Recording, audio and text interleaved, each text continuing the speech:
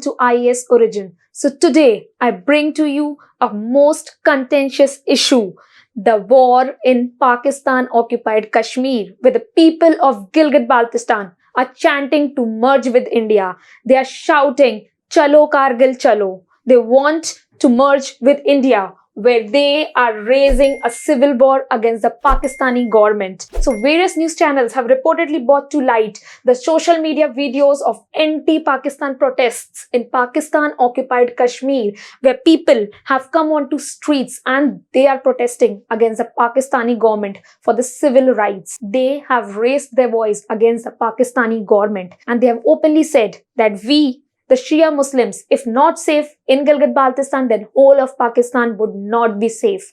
So what is the issue? Let's discuss in detail about this issue. Before that, I would like to welcome you on IAS Origin and would like to tell you that you can enroll with us for the Prelims plus Mains integrated program, where you will be getting live classes, current affairs PDF, one-to-one mentorship session, personalized strategy plan, which will be built on your preference. So let's start with our topic. Before talking in detail about the present issue, let's see what is the historical background of Gilgit-Baltistan. What are the issue? क्या ये issue अभी emerge हुआ है? या this has been in news since past decades? What is the history? Let's get into it. In 1947, when India gained independence, Jammu and Kashmir was being ruled by Maharaja Hari Singh. It was under a Hindu monarchy. Jammu and Kashmir को British government ने 3 options दिए थे. One was to either merge with India, another was to merge with Pakistan, and the third one was to remain as an independent state. And the Maharaja Hari Singh chose third option. He wanted to stay as an independent state of Jammu and Kashmir. But this was not the end of the story. Jammu and Kashmir, which was an independent state, was disturbed by the Pakistani infiltration. Pakistani government sent Pashtun guerrilla rebels. They wanted to illegally occupy this area of Jammu Kashmir. So they sent rebels over there. And as a result, a war broke out. Maharaja Hari Singh went to India for the help. He wanted to sign an instrument of accession where he would be willing to merge with India. As a result, before he could sign the instrument of accession, a part of Jammu Kashmir was captured by the rebels of Pakistan. As a result, the situation got worse in Jammu Kashmir. आधा area Pakistan ने illegally occupy कर लिया था. When situation deteriorated, United Nations came into light. United Nations declared a ceasefire agreement. What is a ceasefire agreement? Under this, it was declared जो भी area उस वक्त जिसके अंडर में था, वहीं के वहीं ceasefire लग गई थी. It had to be stopped over there. And as a result, a part of Kashmir, this area, was under Pakistan-occupied area. Pakistan has illegally occupied this area. And ceasefire declare होने के कारण, this area remained under Pakistan and is still under Pakistan illegally, which was a part of India and is a part of India. Now, this part consists of 2 areas. One was this area, southern area, जिसको Pakistanis कहते हैं आजाद Kashmir, and the northern area. This area is known as Gilgit-Baltistan. Gilgit-Baltistan. This area has often been treated as a separate entity. इसको पूरे पाकिस्तान से हमेशा अलग treat किया गया है, discriminatory treatment दिया गया है. But what are the reasons? We will go into detail about how this development took place. So, in 1947, PoK occupied parts of Kashmir, which were divided into Gilgit-Baltistan and Azad Kashmir for administrative purpose. The southern part was known as Azad Kashmir by them, and the northern part, as I said, Gilgit-Baltistan area. In 1947 to 70 के era में 2 separate regencies were established, one under the name of Gilgit Regency and another one under the name of Baltistan Regency. In 1970, there came a major change. When Zulfikar Ali Bhutto was in power, he bought this Gilgit-Baltistan area under the federal government. Pakistan की central government के rule के under में ये area को लाया गया. And these were termed as Northern Area Council. Northern Area Council because it was the northern part of the Kashmir. So here they came under the federal government of Pakistan. But then a major turn took in 2009. 2009 में एक separate order pass किया गया है इस area के लिए, which was known as Gilgit Baltistan Empowerment and Self Government. According to this order, it was said कि Gilgit Baltistan area में सेल्फ गवर्नमेंट लाई गई है, where a separate legislative council was established, and it was said that this separate legislative council would rule for this area. But this was not the case. The problem here is that Gilgit Baltistan area, in spite of being a part of Pakistan, according to Pakistani government, is denied the basic rights. ना उनको parliament में representation मिलता है, ना ही उनको कोई भी government councils में रिप्रेजेंटेशन मिलता है, and they are denied the basic civil rights. They are treated as a second citizen of Pakistan. उनके basic civil rights उनको deny किए जाते हैं, and this is the major bone of contention, जिसके कारण आए दिन गिलगित एरिया में हमें प्रोटेस्ट देखने को मिलते हैं against the Pakistani government. And here the elected legislative assembly, I said, was established. They have Pakistani passports also. They have all the identity cards, but no representation in Pakistani parliament. उनका कोई representation नहीं है as compared to other states and the other provinces of Pakistan. They do not have the right to vote also. They are denied the basic civil right. Adult franchise इतना basic right है जो हमें Britishers के time पे मिलता था, वो उनको आज भी डिनाई किया जाता है. They cannot vote for the federal election of Pakistan. But what is the reason for it? And the reason is the ethnic clash. And the reason is ethnic differentiation. Pakistan is a Sunni state which is dominated by the Sunni Muslim population, while the Gilgit Baltistan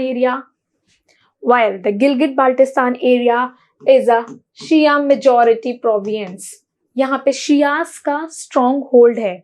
That's why they are being treated as a second class citizens. Many attempts have been made by Pakistani governments to infiltrate the Sunni population ताकि वहाँ पे Sunnis का dominance होता जाए and Shia might turn into minority who are prosecuted then and again. Gilgit Baltistan has always been misused for many reasons, like for the exploitation of resources. That region is very rich in minerals and resources. वहाँ पे इतना exploitation होता है. The people has been exploited for its resources.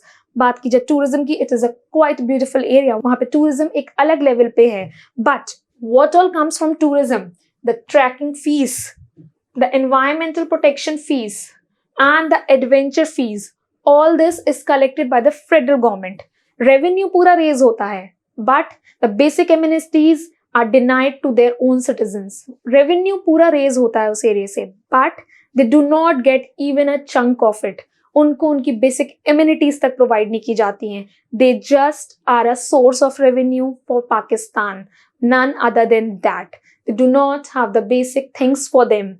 But when compared to the other provinces, according to 18th constitutional amendment, Pakistan का जो 18th constitutional amendment आया था, उसके according oil, gas, minerals, dams and tourism, all these activities which earn major revenue are in the hands of the provinces. Pakistan के provinces के पास full power रहती है जो भी उससे revenue generate होता है. All other provinces have the power over it, but not Gilgit Baltistan. And this is the major reason the people there protest, that if you consider us as Pakistanis, then why are being denied of the basic rights? Why are being treated as different citizens? Why are provinces not getting the same rights as other provinces of Pakistan? Time and again, they have raised protests like no representation, no taxation. Why they are taxing us if we are not getting any representation? Also, the major development occurred in 1963. 1963, Pakistan signed a border agreement with China. A border agreement was being signed. In this border agreement, northeastern part, this was the Gilgit-Baltistan area which was occupied by Pakistan. Now the northeastern part of this shaded portion, northeastern part of this Gilgit-Baltistan area was ceded by Pakistani government to Chinese government. Illegally occupy किया गया है. Illegal occupation के बाद भी ceding it to another country is like questioning the sovereignty of that area. And what is here is this, along with Pakistan, Chinese government is also exploiting the region for its own benefit. Now when we look at the map, this area is Pakistan. Here, Pakistan is situated, and this whole area is Pakistan-occupied Kashmir. And here is the Xinjiang province of China. So what is this? It provides a connectivity. Pakistan को China से connectivity के लिए this Gilgit Baltistan area is extremely important. You might have heard of belt and road initiative of China. Belt and Road Initiative, which connects China to the Middle East and other European nations, उसका एक major part, a part of it, which is known as CPEC, China-Pakistan Economic Corridor. This China-Pakistan Economic Corridor passes through the same Gilgit-Baltistan region. इसका northeastern area has been given by Pakistan to China, and this northeastern area is none other than Sakshagam Valley. Sakshagam Valley वाला part China occupy करता है, which has been gifted by the all-weather friend, which has been gifted by Pakistan to its all-weather friend China. So that is the issue. But when we talk about what are the aspirations of the people, even the people of Gilgit-Baltistan are not happy with Pakistan ceding a part of it to China. They have again and again raised discontent over China's CPEC. China की CPEC के कारण वहाँ इतना exploitation होता है that time and again वहाँ का fragile environment खराब हो रहा है because of the being dams build up, various construction projects build up. वहाँ पे आए दिन लैंडस्लाइड्स आती हैं, आए दिन फ्लड्स आते हैं, डैम्स का लीकेज होता है. They have been exploited to the great extent और उनकी बेसिक कम्युनिटीज उन्हें डिनाई की जाती हैं. There again they raise a concern over this. But what is the present issue? This was the historical background. What has recently occurred that such protests at a massive scale are witnessed? So let's get into detail about this. Present crisis of this area. The protest by Skardu resident. Skardu is a district in Gilgit-Baltistan, which is a Shia majority district. This is a Shia majority district of Gilgit-Baltistan area. यहाँ से protest start हुए हैं. After the Shia head Aga Bakir al-Hussein was arrested, and as a result people came down in lakhs of numbers on the streets and started shouting chalo Kargil chalo.